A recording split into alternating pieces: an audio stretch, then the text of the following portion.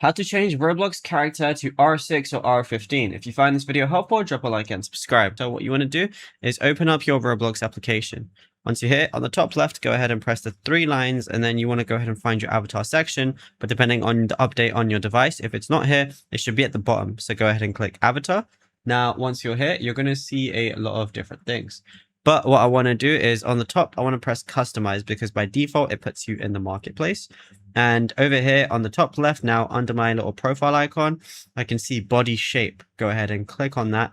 Then I can change my shape or anything like that. And I can also change my body size as well. Like if I wanted to increase my height or decrease my height, I could do that. And then right at the bottom, I can choose whether I want it to be R16 or sorry, R6 or R15. And right now I'm on R15, and then that's it. You'll be good to go. So you can switch that. You can switch your body size, and then you can change anything you want. And then that's it. You'll be fine. And you can also play emotes with R15.